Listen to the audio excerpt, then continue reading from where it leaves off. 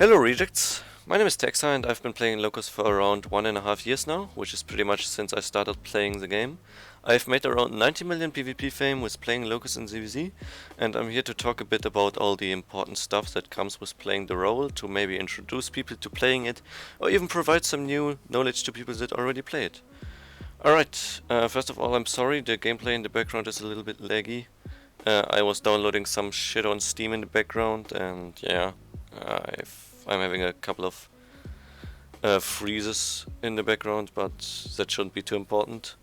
Let's get started with the build. When playing Locust, the most important thing are cooldowns, so to start off the build we are going to be wearing an assassin hood to refresh our cooldowns. Also, you put the cooldown reduction passive on the assassin hood. When it comes to the armor, you have two choices. Either you play with demon armor or with Judicator armor, which will be used as additional defensive tools to help out your Zerg. Judicator armor, for example, helps the Zerg with resustaining when you guys are kiting, running away from an enemy Zerg cause you guys are low, you have to reset your HP. You just sprint ahead, drop a Judicator armor. Judicator armor gives up to 15 players increased healing in the bubble. It also buffs the resistances they will have while being in the bubble, so it's a really nice tool to resustain and make your Zerg able to re-engage into a fight. Demon armor on the other side is really good to keep your boys alive and cuck the enemy bombers, cause demon armor works like this. You make like a circle around you, everyone in that circle takes less damage, but you take damage based on the damage they take. You have increased resistances while channeling it, and you reflect part of the damage you are taking.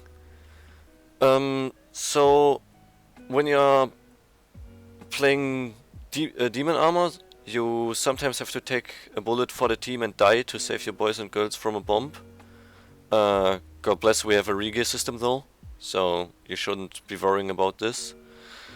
When it comes to boots, hunter shoes with refreshing sprint will be another way to just slightly decrease the cooldown of your E, which is always good. On the boots, you want again to run the cooldown reduction passive, and when it comes to the cape, you can either run Fort Sterling or Martlock cape. It's pretty much down to whatever you prefer.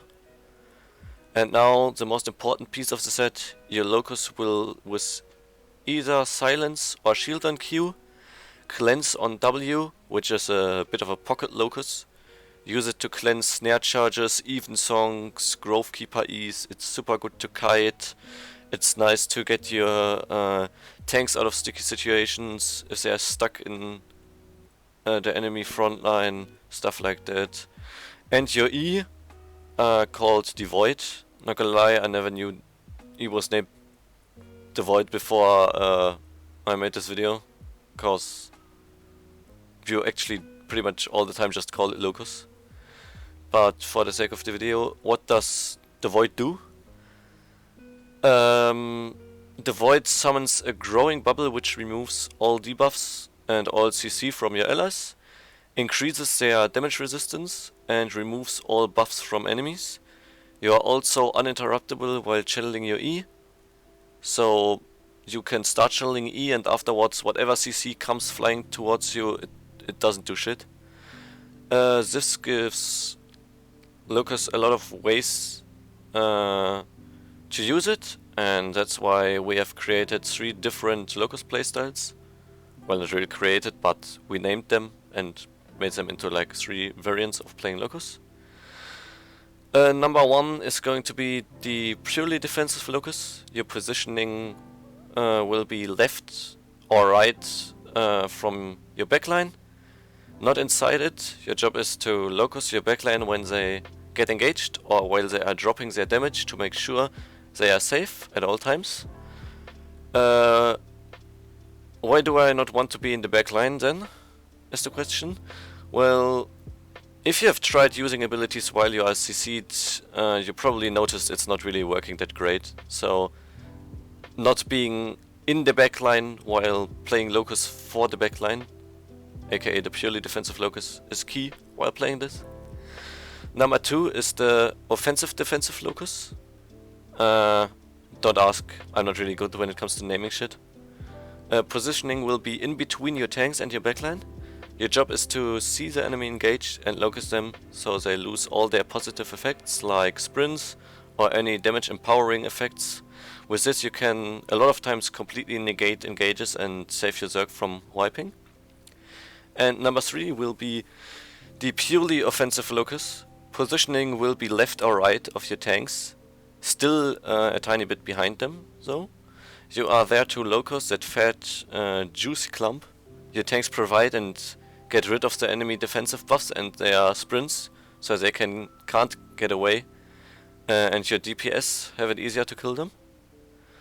And now the probably most important thing is you want in your Zerg you probably want 2 of each of those kinds of Locus players to have someone that is there if the first person fucks up or the first person has just cooldown at the time.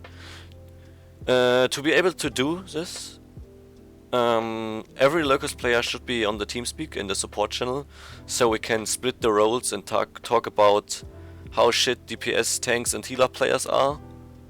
I mean, obviously, to talk about our cooldowns. Please don't get offended. Every person in the Zerg is important.